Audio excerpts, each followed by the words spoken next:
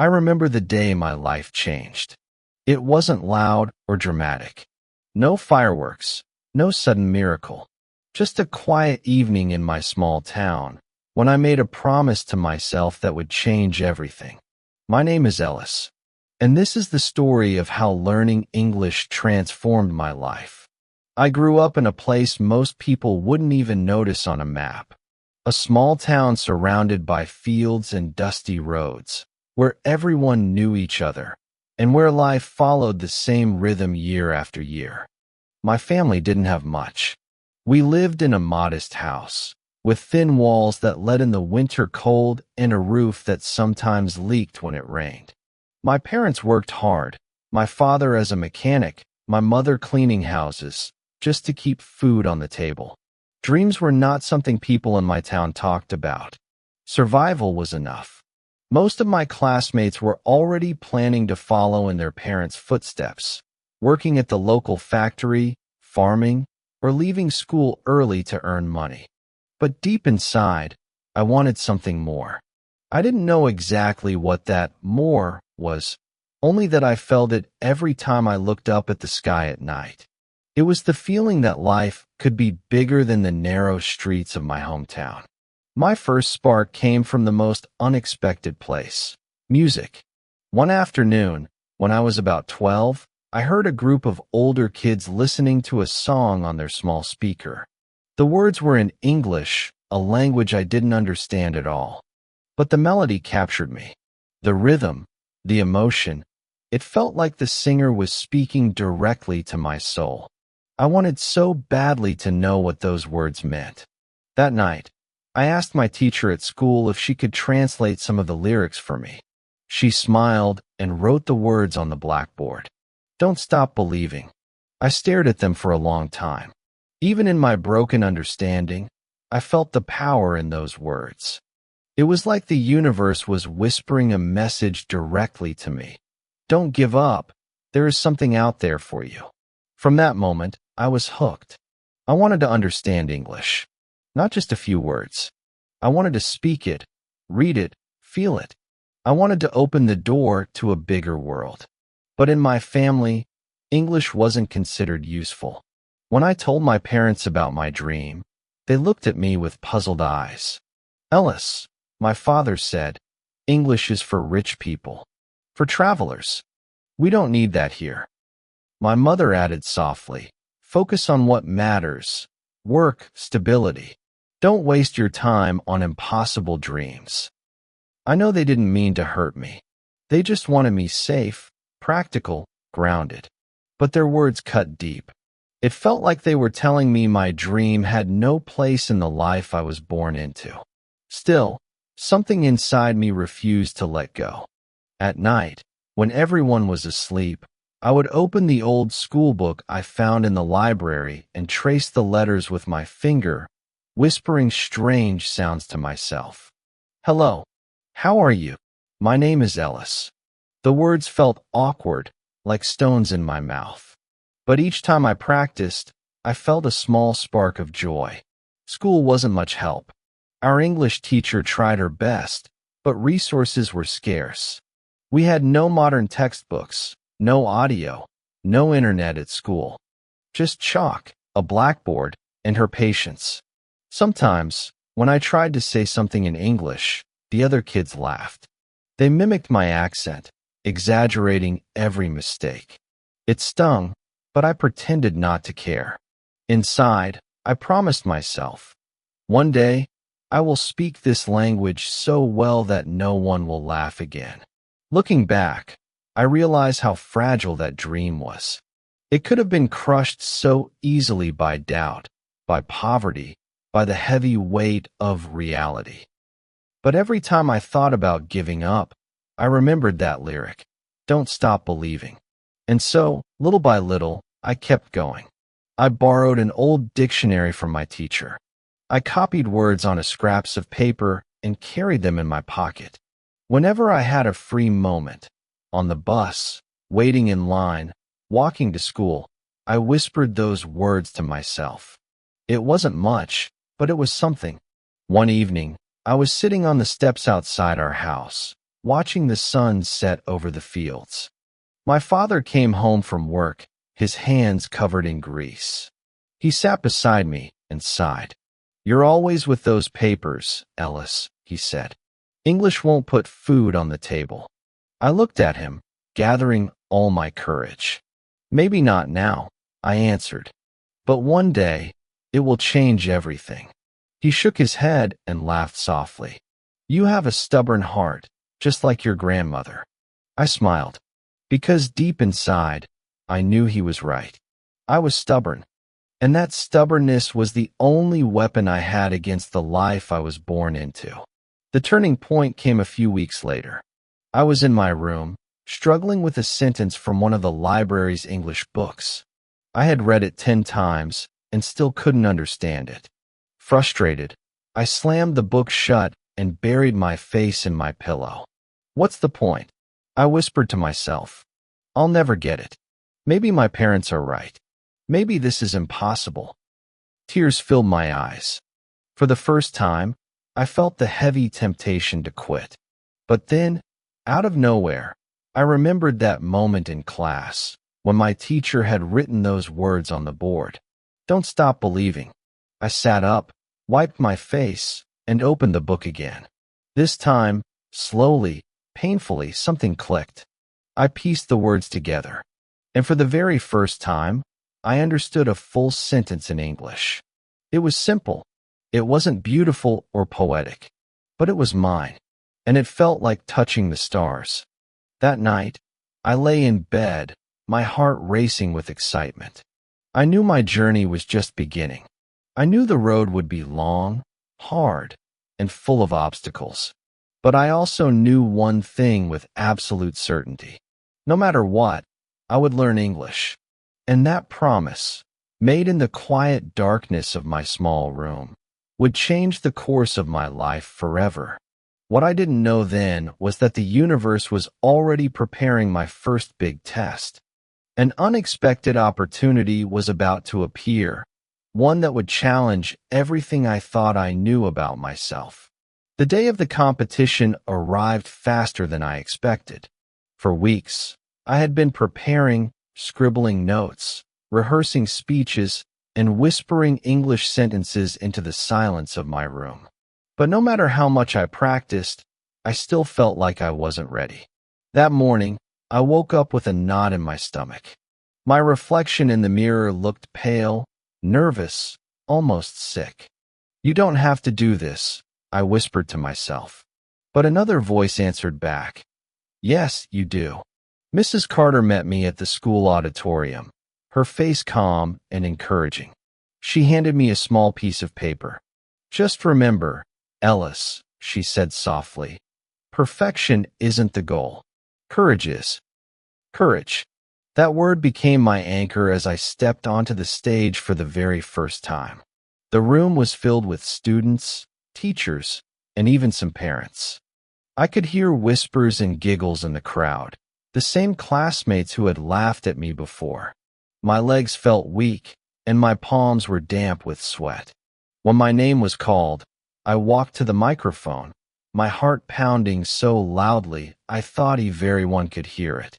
I opened my mouth to speak, and then it happened. The words twisted on my tongue.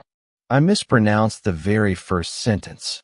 Instead of "good afternoon, my name is Ellis," what came out sounded like "good afternoon, my name is Ellis." The crowd erupted in laughter. My face burned. My vision blurred. I froze. For a terrifying moment, I couldn't remember a single word of English. My mind went completely blank. I wanted to run off the stage, to disappear and never come back. But then I saw Mrs. Carter in the audience, her eyes steady, her lips mouthing the words, "Keep going." I swallowed hard, took a shaky breath, and tried again. This time, the words came out clearer, though still far from perfect. "Good afternoon. My name is Ellis. I am very happy to be here." The laughter slowly died down. I continued, stumbling over grammar, misplacing words, but refusing to stop. When I finally reached the end of my short speech, The audience gave a polite round of applause. Not loud, not enthusiastic, but enough.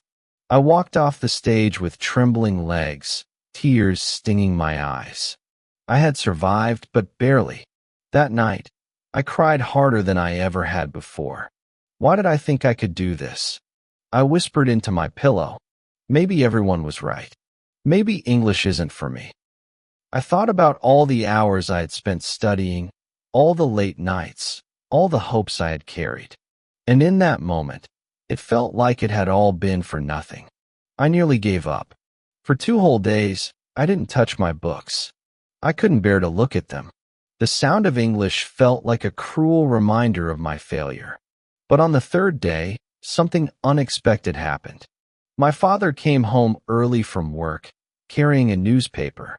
He sat down at the table, glanced at me, and said, "I heard about the competition." I lowered my eyes, embarrassed. "It was a disaster," I muttered. He didn't answer right away.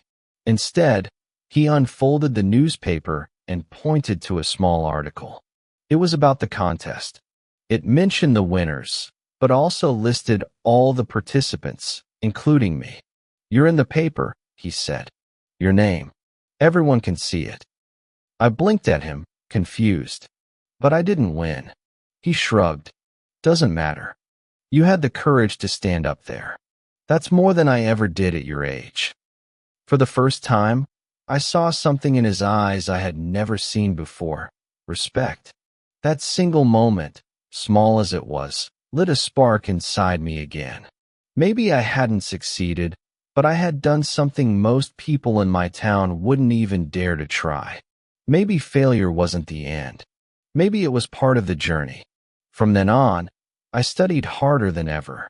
I began waking up before sunrise to practice pronunciation. I would stand in front of the mirror, exaggerating sounds, training my tongue like an athlete trains muscles. TH think. SS speak. RRR read. When the library got access to an old computer with internet, it became my second home. The connection was slow, painfully slow, but it was a doorway to another world. I found free English videos, online articles, even pen pal websites where people exchanged messages to practice languages. For the first time, I spoke to someone outside my town, a girl from India who was also learning English. We wrote to each other in broken sentences, correcting each other, laughing at our mistakes. It was magical. Suddenly, English wasn't just words on paper. It was a bridge to another person's life. But progress still came with pain. One evening, after hours of practicing, I tried to translate a short story for homework. It was full of unfamiliar words, and I felt overwhelmed. Frustration boiled inside me. I slammed the book shut and shouted, "I can't do this." My mother walked in quietly. She sat beside me, placing a hand on my shoulder. "Ellis," she said softly, "I don't always understand your dream, but I see how much it means to you, and I see how hard you work. Don't let one bad day take it away from you."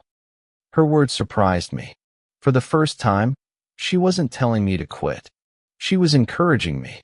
That night, I cried again, but this time, they were tears of relief. Months passed, and my confidence began to grow. I was no longer the girl who froze on stage. I was stronger, more determined. Then one day, an opportunity appeared that would change everything. Mrs. Carter approached me after class, her eyes shining. "Ellis," she said, "there's a scholarship program for students who want to improve their English. It's not easy to get in, but I think you should apply." My heart leaped. A scholarship? Me? It sounded impossible. But she believed in me. And for the first time, I started to believe too. The application required an essay in English. I spent nights drafting and rewriting, pouring every ounce of my heart into those words. I wrote about my town, my family, my struggles, and my dream of seeing the world through English. When I finally submitted it, my hands were shaking. Weeks passed. Every day, I waited anxiously, checking the mail. Doubts crept in. What if they laugh at my essay? What if my English isn't good enough? What if I'm not good enough? Then, one afternoon, the letter arrived. I tore it open with trembling hands. My eyes scanned the words, and suddenly, my heart stopped. I had been accepted. I couldn't believe it. The scholarship would cover an intensive English course in the city, a place far bigger than my small town, with teachers, resources, and opportunities one had never dreamed of. When I told my parents, my father stayed silent for a long moment. Then he finally said, "Maybe we were wrong, Ellis. Maybe this language really will change your life." My mother hugged me tightly, tears in her eyes. For the first time, I felt not just my own determination, but their support too. That night, as I lay in bed, I thought back to the girl who once whispered broken English sentences into the darkness, who almost gave up after failing in front of everyone. Now that same girl was about to step into a bigger world. But little did I know, the city would bring new challenges, ones far greater than anything I had faced before. The first time I saw the city, I felt like I had stepped onto another planet. The streets buzzed with cars, neon signs lit up the night sky, and people hurried in every direction. I had grown up surrounded by fields and silence, so the constant noise was overwhelming. I clutched my small suitcase tightly, afraid that if I let go, I would lose myself in the crowd. The scholarship program placed me in a dormitory with other students from small towns like mine. Some had dreams of becoming teachers, others wanted to work abroad. For all of us, English was the key we were desperately trying to turn. The first day of class nearly broke me. The teacher spoke only in English, and her words flew so fast they sounded like a storm. I caught fragments, welcome, practice, together, but the rest washed over me like water I couldn't drink. When she asked us to introduce ourselves, my turn came far too quickly. My throat tightened, my palms sweated. My name is Ellis, I stammered. I'm from small town. I want to learn English. My classmates smiled kindly, but I could feel the gap between us. Some spoke better than me, their sentences smoother, their accents lighter. I felt small, behind, almost invisible. That night, I sat on my dorm bed, staring at the city lights outside the window. The doubts came rushing back. Maybe I don't belong here. Maybe they made a mistake choosing me. But then, I remembered the girl who had once frozen on stage and still finished her speech. I remembered the night I promised myself, no matter what, I will learn English.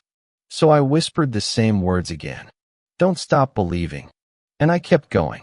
The days turned into weeks. Little by little, English began to take root inside me. At first, it was just single words, recognizing library, station, beautiful. Then short phrases, how are you? I think so. And then came the magic moment. One afternoon, I was sitting in the cafeteria when two foreign visitors walked in. They asked the lady behind the counter, "Where is the nearest train station?" Without thinking, I blurted out, "It's down the street," then left. "You will see sign." They turned to me, surprised, and smiled. "Thank you." I froze. Did I really just do that? Did I just speak English and get understood? I walked back to my dorm with my heart soaring. For the first time, I felt the language living inside me, not just on the pages of a book. That night, I wrote in my journal, "Today, English became real." My first real breakthrough came when one of the teachers asked me to join a speaking club. It was terrifying, of course. Sitting in a circle, having conversations in English with strangers, felt like standing naked in front of the world. At first, I could barely contribute. My sentences were short, broken, clumsy. But week by week, something shifted. I started asking questions, telling small stories, even making people laugh. For the first time, laughter wasn't at me, it was with me. I will never forget the evening when a student from Brazil turned to me after the session and said, "Ellis, your English is getting so good. You're brave." Brave. That word stuck to me like a medal. But the path wasn't smooth. Just when I thought I was gaining confidence, life threw me another test. 1 month before the end of the course, I got a call from home. My father had lost his job at the mechanic's shop. My mother was struggling to find enough cleaning work to cover the bills. I sat on the edge of my bed, tears running down my face. I felt guilty for being in the city, studying, while my family was barely surviving. Part of me wanted to pack my bags and go back home. To help. To work. To give up my dream for their sake. But when I told my mother over the phone, she surprised me. "No, Ellis," she said firmly. "You stay, you finish. This is your chance. If you come back now, you'll regret it forever. Do this for all of us." Her words hit me like lightning. For the first time, my parents weren't just tolerating my dream. They were standing behind it. So I stayed. And I studied harder than ever, fueled by the thought that every word I learned was not just for me, but for them. The final exam was both terrifying and thrilling. We had to give a short presentation in English on any topic we chose. I picked dreams. Standing in front of the class, I took a deep breath and began. My voice shook at first, but then grew stronger. When I was a little girl, I said slowly, carefully, people told me English was impossible, too hard, not useful. But I believe dreams are never impossible if you don't give up. The room was silent. Every eye was on me. And for the first time, I wasn't scared. I finished my speech with the words, "Learning English didn't just give me a language. It gave me hope." The applause was real, warm, and loud. I passed the exam with one of the highest scores in the group. Soon after, something incredible happened. A teacher from the program recommended me for a small online job, helping translate basic English messages for a company. It wasn't much money, but it was the first time I ever earned anything because of English. I will never forget the feeling of holding those first few bills in my hands. They weren't just money. They were proof that my dream had value. Proof that I could help my family. When I sent part of it home, my father called me. His voice cracked as he said, "Ellis, I'm proud of you." It was the first time I had ever heard those words from him. But just as everything seemed to be falling into place, life tested me again. One evening, I received an email.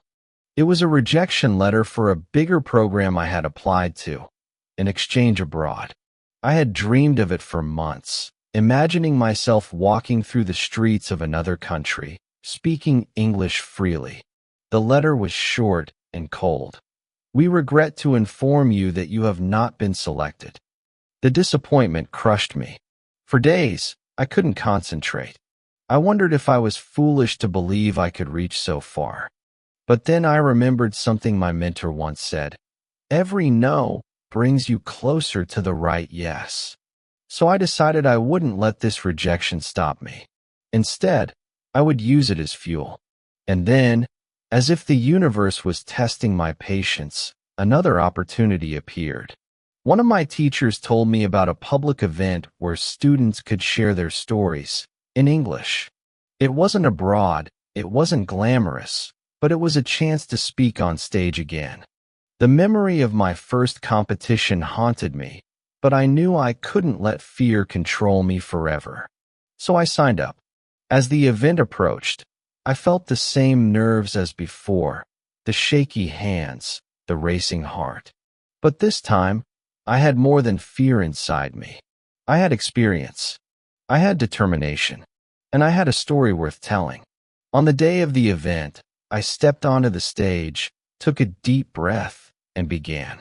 My name is Ellis, and English has changed my life. This time, the laughter never came. Instead, the audience leaned in, listening closely as I spoke about my struggles, my small victories, my dream to see the world. When I finished, the applause was thunderous. People even stood up. I walked off the stage not just as a student, but as someone who had finally found her voice. That night, as I lay in bed, I realized something. English had not only opened doors for me, it had begun to open doors for others too. My story inspired people. My voice mattered. And little did I know, the biggest door of all was about to open. Because among the people in the audience that night was someone who would offer me the chance of a lifetime. The applause from that evening still echoed in my heart days later. I had stood on a stage, told my story in English, and instead of laughter, I had received respect. For a girl who once hid her tears in a pillow after being mocked by classmates, that moment felt like crossing an invisible border into a new life. But what I didn't know then was that someone important had been listening. After the event, as people gathered in small groups, a woman approached me. She was tall, elegant, with kind eyes and a confident presence. "Hello, Ellis," she said in fluent English. "My name is Anna. I work with an international education program. Your story was very moving. Would you consider applying for our youth leadership exchange?" For a moment, I couldn't breathe. My hands trembled as I tried to answer. "Me? A leadership program abroad?" She smiled. "Yes, we need voices like yours, voices that inspire." That night, I barely slept. I thought about the little girl I once was, whispering words she barely understood into the dark. Could she really be the same person now being invited to apply for an international program? The application was intense. Essays, interviews, language tests. Doubts returned, whispering in my ear, "You're not good enough. There are smarter students, richer students, more confident students." But every time I felt fear rising, I reminded myself of the promise I had made years ago. No matter what, I will learn English. No matter what, I will keep going. Weeks later, an email arrived. My heart raced as I clicked it open. "Congratulations, Ellis. You have been selected to participate in our youth leadership program in London." London. The very name felt like a dream. A city I had only seen in movies, now waiting for me. I screamed, laughed, and cried all at once. My parents, hearing the noise, ran into my room. I threw myself into their arms, repeating, "I got it. I got it." For the first time, my father's eyes filled with tears. He kissed my forehead and whispered, "You've gone further than I ever imagined. You proved us all wrong, and I've never been so proud." The journey to London was like stepping into another universe.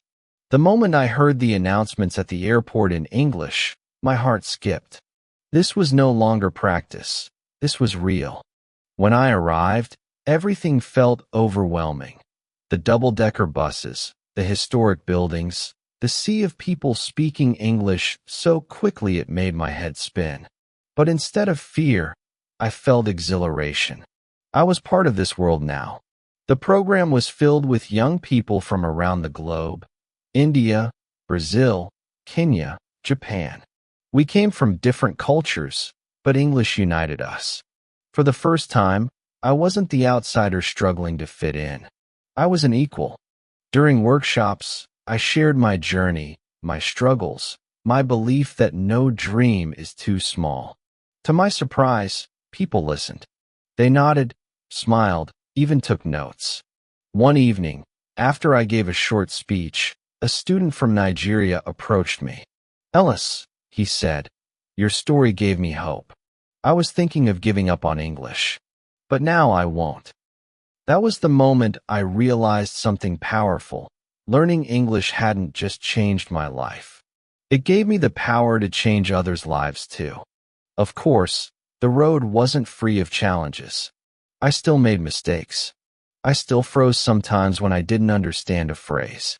There were moments of embarrassment, like the time I confused dessert with desert and told a waiter I wanted chocolate dessert. Everyone laughed. But this time, I laughed too. Because mistakes no longer felt like shame, they felt like stepping stones. At the end of the program, we each had to give a final speech in front of a large audience of students, teachers, and sponsors. I was nervous, yes, but also ready. Standing on that stage in London, I began with the words. When I was a girl, people told me English was impossible for someone like me. But today, I stand here in another country, speaking to you in English, and I know they were wrong. I told them about my small town, about my parents, about the laughter that once broke my spirit, and about the promise I had made to myself. And then I finished with the words that had guided me from the very beginning. Don't stop believing, because if I could do this, so can you. The room erupted in applause. Some even stood up, just like at my earlier event. But this time, I felt not just proud, I felt transformed. When I returned home, life wasn't the same anymore. I began tutoring younger students in English, sharing not just the language, but the lessons I had learned about resilience and persistence. Word spread quickly. Soon, parents from nearby towns brought their children to me. For the first time, I earned a stable income through English. With that money, I helped my family fix our leaky roof and buy new furniture.